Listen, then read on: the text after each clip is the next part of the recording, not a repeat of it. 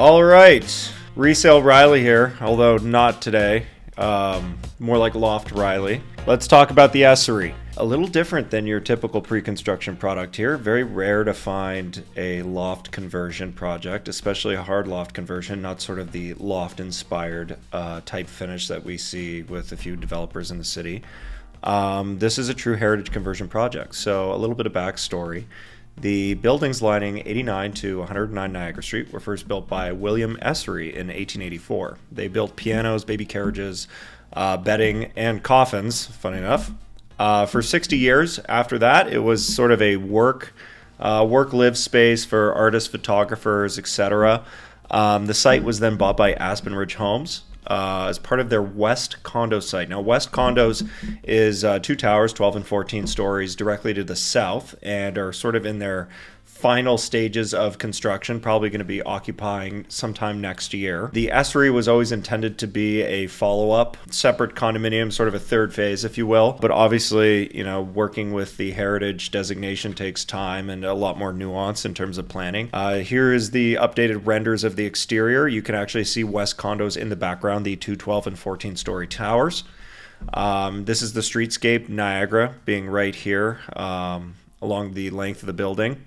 It is four different buildings all tied together into one, so they do sort of have a unique flair, each and every single one of them. You can see from the streetscape here that the fifth floor is actually an extension, common in a lot of loft conversion buildings, but the extension offers second floors to the fourth floor residences, which will feature some very unique rooftop terrace space. Very hard to find any outdoor space in a loft in general, given the fact that, you know, they were never intended for anyone to live there.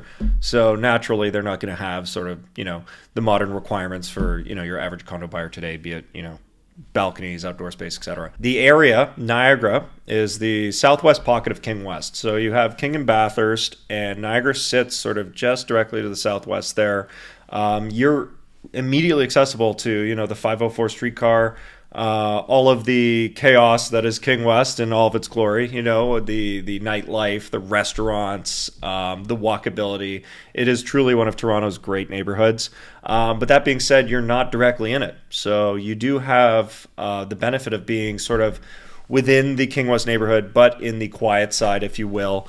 Surrounded by two-story residential zoning, lots of parks. You have Stanley Park and a 5-acre park that's currently in the final stages at 10 Ordnance Street.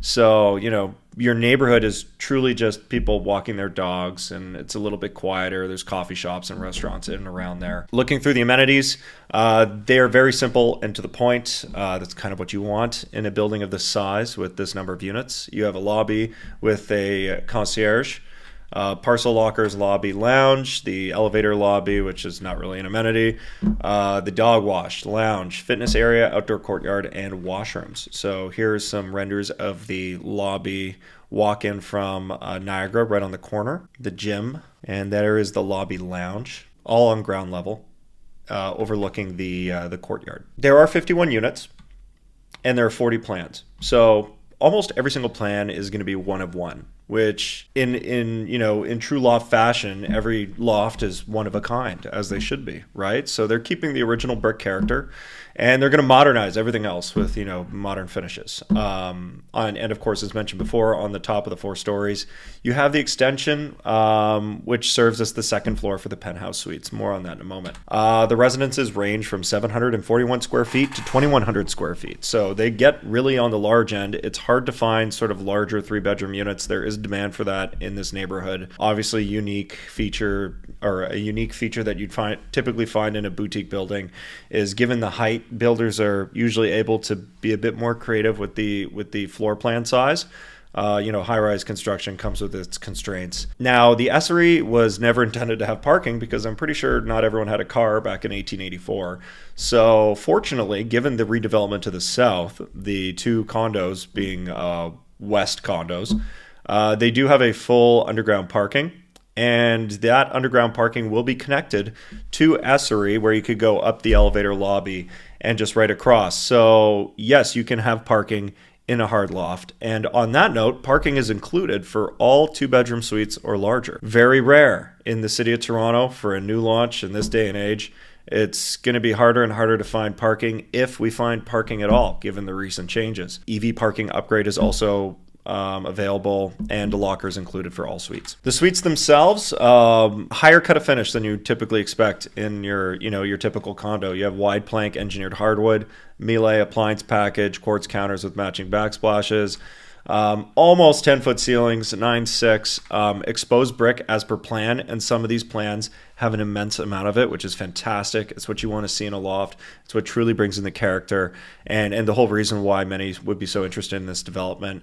As for the penthouses, they have some further upgrades to the appliances in terms of size, gas and water hookups on terraces, hot tub, or outdoor kitchenette. And on that note, the penthouses also have built-in wet bars with a Miele wine fridge for entertaining in the summer. This is direct from the presentation center. I was there the other day. Now the plans. You can see here, as per plan, where it's marked in red, that is where you find the exposed brick. Obviously a big feature piece for all of these units, so knowing exactly where it is key. You can see where the gated windows are from the original factory. Also adding another sort of unique flair to the interior suites. The floor plans are great. You can see some of these have the just the ensuite shower. Other plans have the tub shower combo. This is one of the 2 beds. I believe this one is priced at around $145, coming in at around $1,650 a square foot. So $1,650 a square foot with parking for a new launch downtown is really good, especially compared to your typical new launch price of around $1,700 to $1,800 a square foot, without a lot of the upgrades or flair or unique character that a loft would provide, right? I also noticed there's a balcony. Balconies are going to be hard to find in any conversion loft. Many of the great loft buildings in Toronto don't have them. Here's another example of one of the 2-bedroom units. Lots of red brick in this one. Love the principal bedroom, which is all brick on all walls. That will create some really interesting interior design. Looking at this one, this is one of the more unique plans in the building. This one, you walk in right through the front hallway here. You have the 2 bedrooms side by side. But what's very unique is actually sort of a sunken living kitchen dining, all open concept on the lower level. So you have a drop down step. I would imagine higher ceilings on this floor. You have a fireplace as per plan, and all brick on all walls, which is truly fantastic. I can only imagine what this space will look like. And having windows on both sides, east and west, also very unique. Hard to find that. So another example of a truly unique plan at Essery. Going forward, here's another one, 2 balconies with walkouts from the kitchen. And of course, the penthouses, which are exceptional. So here you have the front entrance down here on the lower level with the second and third bedrooms, one of which has an ensuite.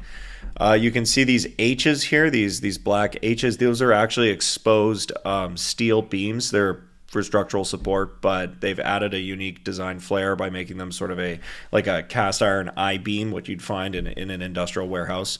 And those run through the unit to the second floor. This is the corner, so directly on the corner, right at where the front entrance is. This is a one-of-one plan, being the penthouse. All open concept. You have a floating staircase, which is great, and fireplace as well. Going up to the second floor, you have sort of a den with the wet bar I mentioned earlier that walks out to the terrace. You have this fishbowl style, all glass principal bedroom. Massive walk-in closet. This is one of the best plans in the building. Also one of the most expensive, but depending on what you're looking for, it's hard to find something that's over 2,000 square feet. That's a hard loft with a terrace, most importantly, right? Looking at some of the investment upside for holding onto a hard loft, I've said to clients in the past and continue to tell them today, always try and find a property that has some sort of unique feature to it that sets it apart from everything else, because when the market doesn't always perform, extremely hot, or when we're in a deep seller's market, when we're in a more balanced market, lofts and unique property always hold their value. There's no exception. During the pandemic, we saw lofts, just looking at the Toy Factory here, which is a great example, because it is a loft in a neighborhood that is mostly cookie cutter inventory. So it truly shows, during the pandemic, a lot of those regular type units in Liberty Village suffered. The Toy Factory actually outperformed the market.